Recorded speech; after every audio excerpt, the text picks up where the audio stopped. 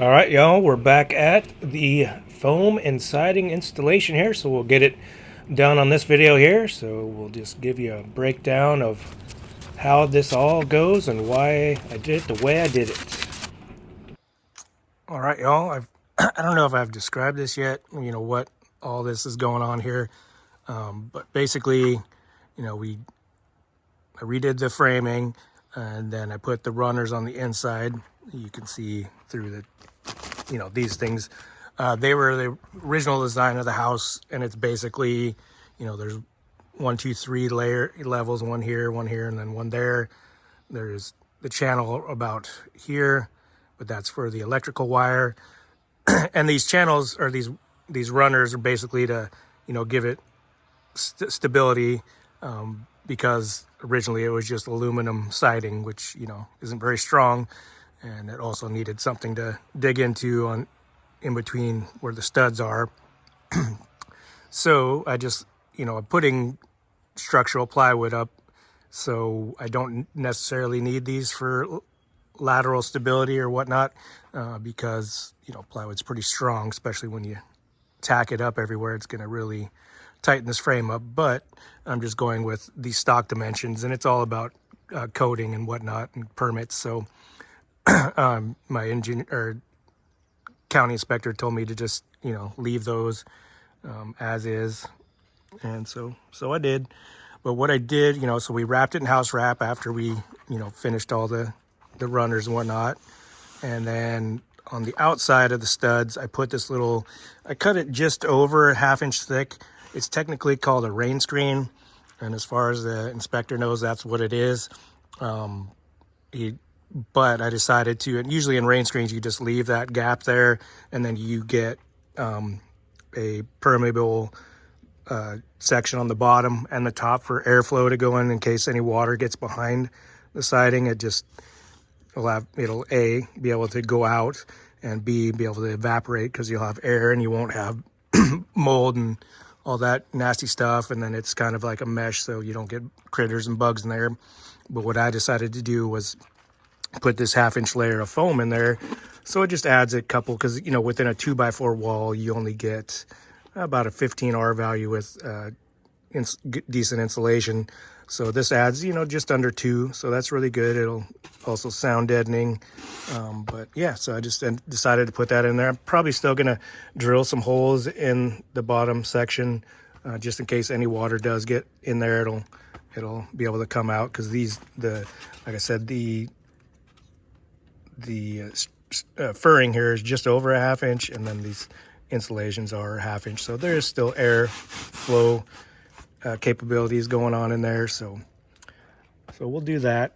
I was going to get the proper rain screen strips down here and up top, but they were super expensive. So like I said, let's drill some holes in there just to give it some potential for airflow. But yeah, that's what we did. And then we'll just put the siding on top of that, and all will be awesome.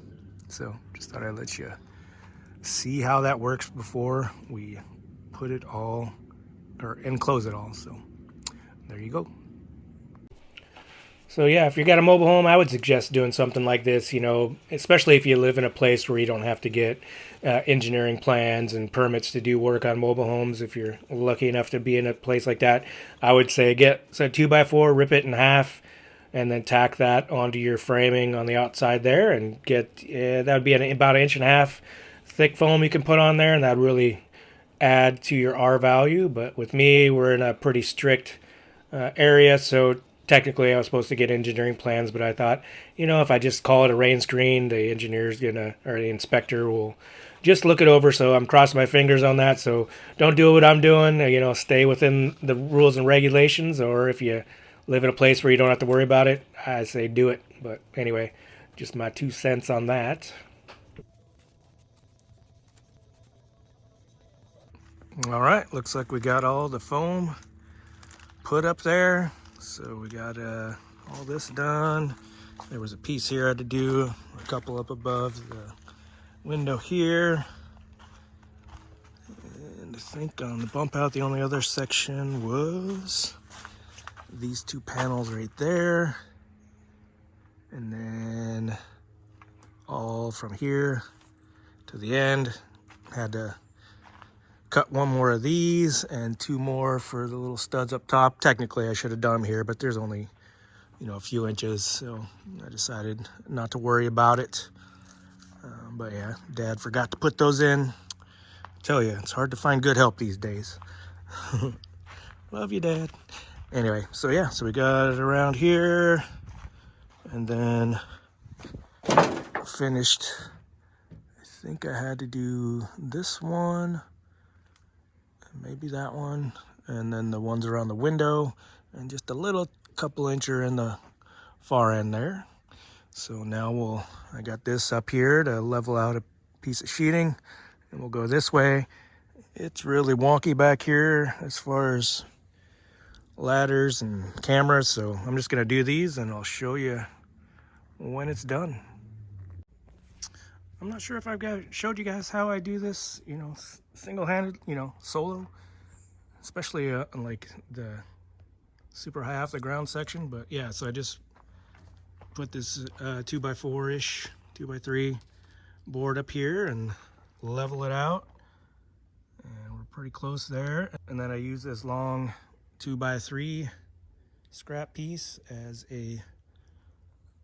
another arm to hold it in place, you know, or from falling down. So we'll go hug this ladder up here because we're too close to the house, so it's all scary getting up there. But now I'll take this level and go to the side and make sure it's level and adjust as necessary, and put a few nails in it, just 2 or 3 on the side and 1 or 2 on the top, and then bring the ladder over here and button this side up.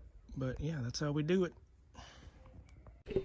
So now that we got all the foam done, we can get the siding put up there. And yeah, I did do the back side, and everything went smoothly. It didn't fall off any ladders, and even though it's pretty scary there when you're going almost straight up on the ladder, you got to kind of hug the wall, and then when you're trying to use the staple or the nail gun and put some pressure on it, oh yeah, it gets a little scary. But we made it through there, and this side's a lot easier. And you can kind of see there to the left of me where the Lowe's symbol sticking out right there that's getting covered up. Yep, that's just the door frame, and I don't have the proper door yet, so we're just covering it up, and we'll leave it like that for a while. And I probably actually won't even cut it open until after I put a deck there. But yeah, after we got all that siding there, I think that was a couple days worth of work, and we got that far along. And then the next time we came out here, I don't know what happened to my phone or camera lens, but it was kind of in the wrong setting there. But now we're getting the front end of that main part of the bump out all covered up. And yeah, it's kind of funny. After I covered all these walls up going inside, it was constantly nighttime in there because there was no openings except for the door.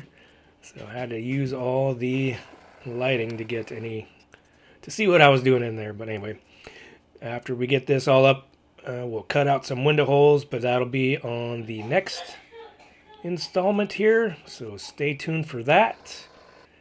But yeah, I lucked out so much. So there was one extra piece of plywood I had for the siding, but it was kind of messed up from the factory. It didn't have the rough sawn on it. It had a bunch of paint for some reason. And so I knew I was going to be close on the wood. And this final piece, it fit in there just with enough width-wise. So we were cutting it short. I literally had like just a couple other pieces that were maybe 6 inches wide. So yeah, we lucked out. Anyway, hope you all enjoyed it, and stay tuned for the next one. Take care, y'all.